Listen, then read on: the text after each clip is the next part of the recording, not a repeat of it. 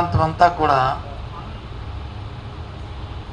ఎంతో శాంతియుతంగా సామరస్యంతో సోదరభావంతో ఉన్న ప్రాంతం.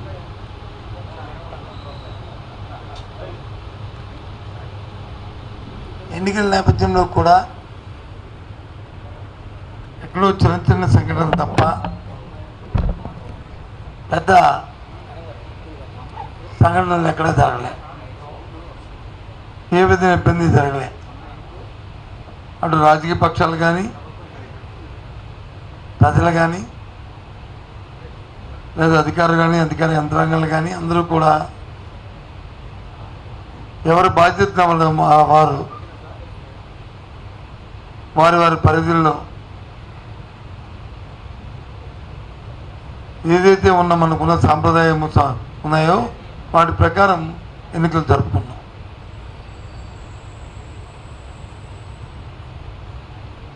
అయిన తర్వాత ఒకటి రెండు చిన్న చిన్న సంఘటనలు జరుగుతున్న నేపథ్యంలో వాటిని రాజకీయ లబ్ధి కోసం రాజకీయ కోణంలో దయచేసి శాంతియుతంగా ఉన్న మా ఉత్తరాంధ్ర ప్రాంతంలో ఇటువంటి సంస్కృతి లేని నేపథ్యంలో రాజకీయాల కోసం లేనిపోయిన రాజకీయ ఆరోపణలు చేస్తూ వాటిని ప్రేరేపించొద్దని అన్ని పార్టీలని కోరుతున్నాను. ముఖ్యంగా పోలీసు వ్యవస్థను కూడా కోరుతున్నాను. నిష్పక్షపాతంగా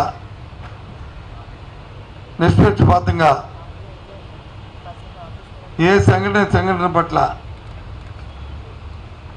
ఏ రాజకీయ పార్టీలు ఉన్నప్పటికీ కూడా తప్పుగా చూస్తూ చర్య తీసుకోమని కూడా నేను రిక్వెస్ట్ చేస్తున్నాను, డిమాండ్ చేస్తున్నాను. అదే నేపథ్యంలో రాజకీయ నాయకులు కూడా అనవసరంగా ఆరోపణలు చేసుకొని నిందారోపణలు చేయడం అనేది తగదు. ఇటువంటిని హింసను ప్రోత్సహించొద్దు. మా వరకు వైసీపీ పార్టీ దానికి పూర్తి వ్యతిరేకమని చెప్పి మనం చేస్తాం. ఇలాంటి సంఘటనలు ఏ పరిస్థితుల్లో ఎట్టి పరిస్థితులు కూడా ఉపేక్షించమని మనం చేస్తాం. నిన్నెక్కడో విశాఖ పార్లమెంటరీ పరిధిలో ఒక సంఘటన జరిగింది. దాన్ని వచ్చి రాజకీయ కోణంలో రాజకీయ ఉద్దేశంతో లేనిపోయిన ఆపాదనలపై సృష్టిస్తూ మాట్లాడడం సమంజసం కాదని మనం చేస్తున్నాను. పూర్వపరాలు తెలుసుకొని చేయాలని, అలాగే సైమల్టేనియస్గా నేను కూడా పోలీసు అధికారులతో మాట్లాడడం జరిగింది. ఒకవేళ నిజంగా దాన్ని రాజకీయ ప్రారంభం కానీ కక్షపూరితమైన చర్యగా అది అయితే మాత్రం నిష్పక్షపాతంగా చర్య తీసుకోవాలని కూడా డిమాండ్ చేస్తున్నాను. ఎందుకంటే మా ఉత్తరాంధ్ర ప్రాంతం ఎంతో సామరస్యంగా సోదర భావంతో మెలిగే మనుషులు. రేపు 9వ తారీఖు నాడు జగన్మోహన్ రెడ్డి ప్రమాణ స్వీకారం చేసిన తర్వాత ఈ ప్రాంత ఎగ్జిక్యూటివ్ క్యాపిటల్గా వస్తూ ఎంతో ప్రపంచ స్థాయిలో ఈ పట్టణం అభివృద్ధి చెందుతున్న నేపథ్యంలో దీన్ని మనం కాపాడుకోవాల్సిన బాధ్యత, ఈ ప్రాంతాన్ని అభివృద్ధి చేసుకున్న బాధ్యత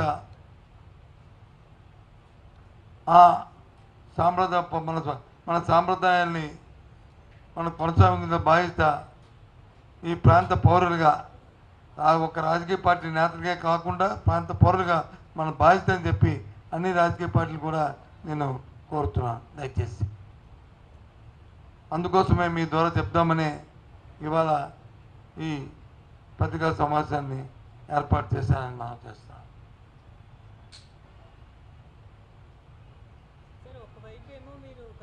ప్రమాణ స్వీకారం చేస్తారని చెప్తున్నారు, ఇంకోవైపు ఏమో కంప్లైంట్లు ఇస్తున్నారు. ఏమైనా ల్యాక్ ఆఫ్ కాన్ఫిడెన్స్ లాంటిది? మేమేమి కంప్లైంట్లు వచ్చి ప్రమాణ స్వీకారానికి కంప్లైంట్కి సంబంధం లేదు. కంప్లైంట్ దేనికి నిన్న గవర్నర్ గారిని కలిసామంటే మేము ఎలక్షన్ కమిషన్ ఎవరైతే నియమించిందో ఒక అధికారిని, ఓ రిటైర్డ్ పోలీస్ ఆఫీసర్ని లా అండ్ ఆర్డర్ సంబంధించి పర్యవేక్షించడానికి ఆ అధికారి ఏకపక్ష నిర్ణయం తీసుకోవడం వల్ల ఏదైనా కంప్లైంట్ ఏదైనా ఒక ఫిర్యాదు వస్తే దాని మీద క్షుణ్ణంగా పరిశీలన లేకుండా చర్య తీసుకొని ఏ ప్రాంతంలో అయితే జిల్లాధికారులను మార్చారో ఆ ప్రాంతంలోనే సంఘటనలు జరిగాయి. జరిగిన సంఘటన పట్ల ముందు కానీ వెనక్కి కానీ దాని మీద ఆలోచన చేయలేదని చర్యలు తీసుకోలేదని చెప్పాం. ఒక అధికారిని నియమించే ముందు ఇటువంటి సున్నితమైన సమయాల్లో అధికారి తాలూకా యాంటీడేట్ వెరిఫికేషన్ చేసుకోవాలి. పూర్వపరంలో వారి తాలూకా ఎక్స్పీరియన్స్, వారి ఉద్యోగ బాధ్యతలు నిర్వర్తించినప్పుడు జరిగిన సంఘటనలు అవన్నీ పరిగణలోకి తీసుకొని చేయవలసిన బాధ్యత ఉంది. అలా కాకుండా చేయడం వల్ల ఆ తొందరపాటు నిర్ణయాల వల్ల ఈ జరిగాయని చెప్పని గవర్నర్ గారు ఫిర్యాదు చేశాం, సెంట్రల్ కమిషన్ ఫిర్యాదు చేశాం. దాని మీద నిన్న జరిగిన తర్వాత వచ్చిన ఉత్తర్వులు కూడా మనం చూసాం. అంతే తప్ప మాకేం అభద్రతా భావంతో మేమేం చేయలే. ఎందుకంటే రాబోయే కాలం మళ్ళీ రాష్ట్రాన్ని పరిపాలించిన వైఎస్ఆర్సీ పార్టీ కాబట్టి అటువంటి సంగతి పునరావృతమది మళ్ళీ కక్షలు కారుణ్యాలతో ఉండకూడదు ఈ రాష్ట్రమని, శాంతియుత వాతావరణంలో ఉండాలని, సోదరభావంతో మెలగాలని నేను నిన్న తీసుకున్న నిర్ణయం. ఆ విషయం నిన్న కూడా చెప్పాను, మళ్ళీ ఇప్పుడు కూడా చెప్తున్నాను. దీనికి ముందు కూడా విశాఖపట్నంలో జరిగిన ఉత్తాన జరిగిన దానికి కూడా అదే విషయాన్ని చెప్పాను.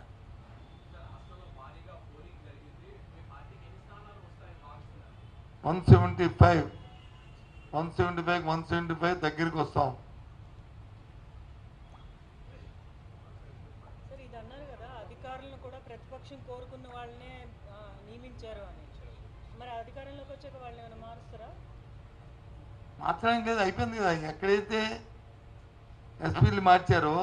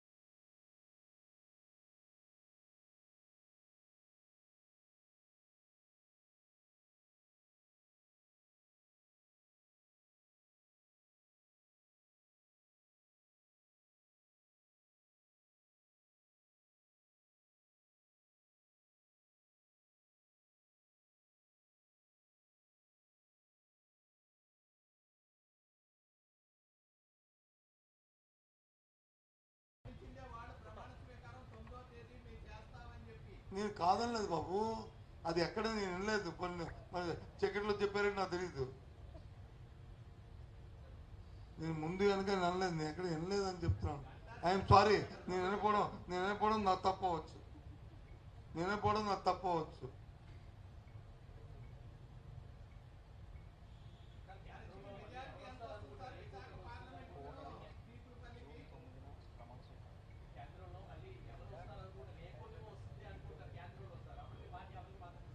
ఇది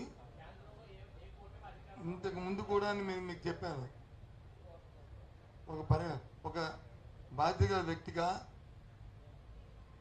వ్యక్తిగా ఒక సుదీర్ఘకాలం రాజకీయాల్లో ఉన్న వ్యక్తిగా నేను కోరుకోకూడదు, నా నోటంటే ఆ మాట రాకూడదు. స్టేబుల్ గవర్నమెంట్ రావాలని కోరుకోవాలి కేంద్రంలో. కానీ ఒక స్వార్థంతో రాష్ట్ర ప్రయోజనాల దృష్ట్యా మా పార్టీ మీద ఆధారపడిన ప్రభుత్వం కేంద్రం రావాలని కోరుకుంటున్నాం.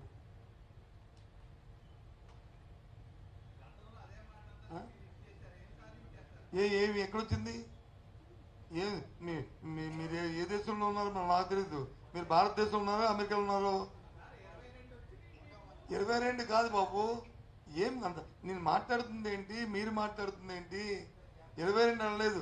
మా మీద ఆధారపడిన ప్రభుత్వం కేంద్రం రావాలి. అండర్లైన్. మీరు ఏదో ఆక్యుపైమెంట్తో మాట్లాడితే నేను ఎవరిదో ఆక్యుపైమెంట్ అయితే ముందు రాసిచ్చేయండి. రాసిచ్చేస్తే మీరేం చెప్పండి, చెప్తాను, తప్పలేదు. నేను క్లియర్ కట్గా చెప్తాను. నాది యాంబిగ్యూటీ లేదు. నాది షార్ట్గా ఉంటుంది. మీరు చెప్పిన ప్రశ్నకి నా సమాధానం. ఉత్తరాంధ్రలో 175 వస్తే 34 వస్తాయి.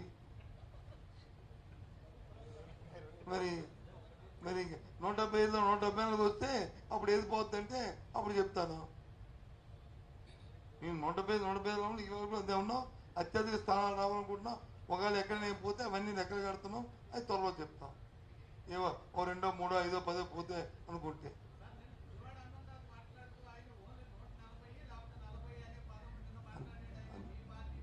మన ఆయన ఏం మాట్లాడో నాకు సంబంధం లేదు. నేను మాట్లాడుతుంది ఆయన కూడా అడగస్తుంది. ఆయన ఈసారి అడిగినప్పుడు అడగండి, ఇది మీ వ్యక్తిగత అభిప్రాయమా, మీ పార్టీ అభిప్రాయమా, లేదు మీ ప్రభుత్వ తాలూకా నిర్ణయం అని. నేను మాట్లాడుతుంది నా పార్టీ అభిప్రాయం,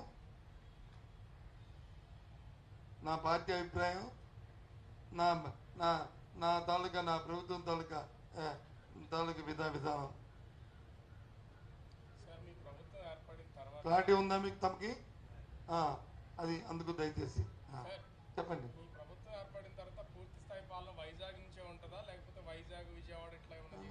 ఎగ్జిక్యూటివ్ క్యాబినెట్ వైజాగ్ అయినప్పుడు వచ్చి ఇంకా మళ్ళీ ఇక్కడ ఎందుకు ఉంటుంది? అవుతాయి అవన్నీ మేము మేనిఫెస్టో అందుకే కదా పెట్టాం. తెలుగుదేశం పార్టీ మేనిఫెస్టో పెట్టలే, మేము ప్రజా తీర్పుకి ఇచ్చాం. మేము ఇది ప్రజా తీర్పుని కోరుతున్నాం. ప్రజా తీర్పు వచ్చిన తర్వాత దాన్ని న్యాయస్థానాన్ని కోరుతాం. ఇగో ప్రజా తీర్పు ఇచ్చారండి, దయచేసి న్యాయస్థానం ఆలోచించేయండి అని అర్థిస్తాం. పెద్ద మనసుతో దీన్ని ఆలోచించండి. స్వార్థబోధితో కొంతమంది న్యాయస్థానానికి వచ్చి దీన్ని అభివృద్ధిని ఆటంకపరుస్తున్న ఎవరైతే రాష్ట్ర ద్రోహులు ఉన్నారో వారి పట్ల అప్రమత్తంగా ఉండాలి. రాష్ట్ర అభివృద్ధికి మీరు సహకరించాలని కోరుతాం. తదుపరి బెంచ్ నిర్ణయం.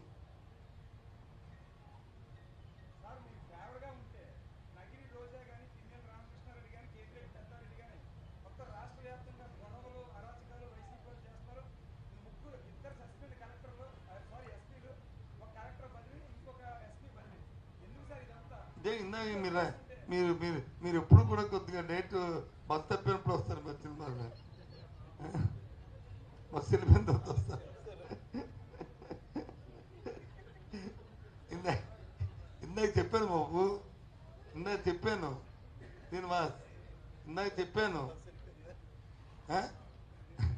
ఏం చెప్పానంటే ఎన్నికల ప్రక్రియ ప్రారంభమైనప్పుడు తెలుగుదేశం పార్టీ కూటమి నాయకులు ఫిర్యాదు ఇచ్చి లా అండ్ ఆర్డర్ మీద, రాష్ట్రంలో అధికారుల మీద ఇక్కడే మనం మాట్లాడుకుందాం.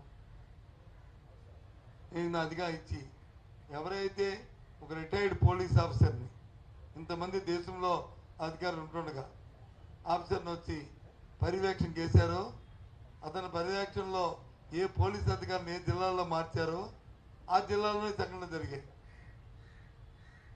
అదేనండి మేము కలెక్టర్కి, సెంట్రల్ ఎలక్షన్ కమిషన్కి అన్నింటికి కంప్లైంట్ చేస్తాం. దాని మీదే, అంతేగాని అక్కడెక్కడ మాది కాదే అధికారుల నిర్లక్ష్యం అది జరగకూడదని కోరుకుంటున్నాం. అందుకే కదా ఇప్పుడు ఏం చెప్పాను, ఇప్పుడు నేను నిన్న వైజాగ్లో ఒక సంఘటన జరిగిందని, అది కక్షలతో, అది రాజకీయ కక్షలతో కాదని నా అభిప్రాయం. ఒకవేళ అది రాజకీయాల కోసం జరిగితే మొత్తం పోలీసులు ఉపేక్షించొద్దు, ఏ పార్టీ వాళ్ళైనా సరే. కానీ సైమల్టేనియస్గా రాజకీయ నాయకులు కూడా రాజకీయ స్వార్థం కోసం, రాజకీయ స్వలాభం కోసం అలాంటి సంఘటనలు వాడుకోవద్దు. శాంతియుతంగా ఉన్న మన ఉత్తాంధ్ర ప్రాంతాల్లో ఇలాంటివి మళ్ళీ తేవద్దు, దయచేసి కోరుతున్నాను. సైమల్టేనియస్గా పోలీసులు కూడా సీరియస్గా మీరు ఉండాలనేది నా తాలూకా డిమాండ్, నా రిక్వెస్ట్. నేనేమి మా పార్టీ ఆ పార్టీని అనలే కదా, నేను ఎవరిని కూడా ఉపయోగిస్తున్నాం. ఇలాంటి సంఘటనలు వస్తే మాత్రం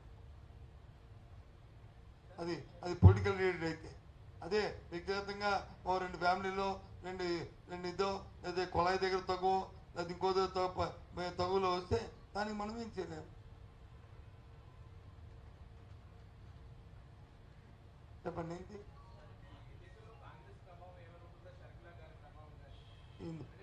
తినబోతులు వచ్చింది బ్రదర్, అయిపోయింది కదా, తినడం అయిపోయింది. 4 రోజులు లెక్కలు వచ్చేస్తాయి.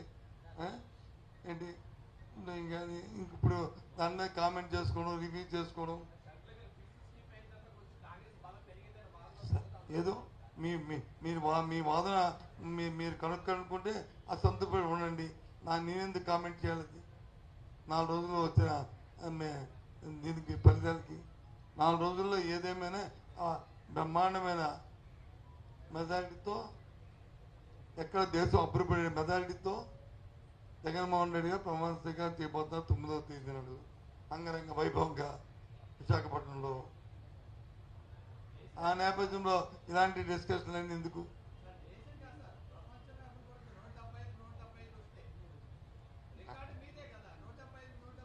ఓకే చూడు, అది కూడా దేశంలో అవ్వాలని కోరుకున్నాం మేము. మీరు ప్రపంచ అభివృద్ధిని వస్తే 170 రావాలి, 170 దగ్గరగా వస్తాయని చెప్పి నేను చెప్పింది. అదే ఒకటి తగ్గొచ్చు, 2 తగ్గొచ్చు. ఇది నీ అభిప్రాయాలకి అయితే చంద్రబాబు పవన్ కళ్యాణ్ గెలుస్తారంటే వాళ్ళ కొడుకు పోను, వాళ్ళ బామ్మర్ది ఓడిపోతాడు. నేను పేరు ఎత్తాను, నేను మీ అందరూ చెప్తున్నాను పేరు ఎత్తానండి. నేను పేరు ఎవరి పేరు ఎత్తానా? నేను ఒక్కరి పేరు ఎత్తలేదు. నేను ఎవరిని కించపరచలేదు, ఎవరిని అవమానపరచలేదు. ఆ 100% నియామకం వెనకాతల కొన్ని ఒత్తిడితో అతను వచ్చాడు అనేది మేము అనుకుంటున్నాం. అందుకే దేశంలో ఇంతమంది సీనియర్ అధికారులు ఉంటుండగా నువ్వు ఒక రిటైర్డ్ అధికారిని ఎందుకు ఇవ్వాల్సి వచ్చింది? రిటైర్డ్ అధికారికి ఏ అకౌంటబిలిటీ ఉంటుంది? ఒక రిటైర్డ్ అధికారి వస్తాడు, ఇంకో రిటైర్డ్ అధికారి ఇంటికి వచ్చి రాత్రి సీక్రెట్గా భోజనం చేస్తారు, మర్నాడు వచ్చి యాక్షన్లు ఉంటాయి. ఇంకెక్కడ మీరు మాట్లాడుతున్న ఈ అపవాదులకి, ఈ సస్పెన్షన్కి అసలు తావు కూడా ఎందుకు తావు ఇవ్వాలి? తావు ఇవ్వకూడదు కదా. మనం అది ఉంటుంది. కాబట్టి మళ్ళీ మీ ద్వారా కూడా అన్ని రాజకీయ పార్టీలు రిక్వెస్ట్ చేస్తాం. మన సాంప్రదాయం, మన సంస్కృతి, మన ఉత్తరాంధ్ర ప్రాంతంలో ఉన్న మన సోదర భావాన్ని, ఎన్నికల వరకే మనకి ఎన్నికల తర్వాత వచ్చి మనం మన ప్రాంత అభివృద్ధి అనే నినాదం ఏదైతుందో ఈ మధ్యన కొద్దిగా డీవర్ట్ అవుతుంది. దయచేసి వద్దు. అభివృద్ధిలో మనం భాగస్వామ్యం ఉందని కోరుకుంటూ, ఒకవేళ ఏదైనా రాజకీయ కోణం రాజకీయ దానిగా జరిగితే మాత్రం పోలీసు మాత్రం అయితే ఉపేక్షించొద్దు. ఎంత బాగానే ఏ పార్టీ అయినా సరే మీరు చర్య తీసుకోవాలని నా డిమాండ్. ఓకేనా?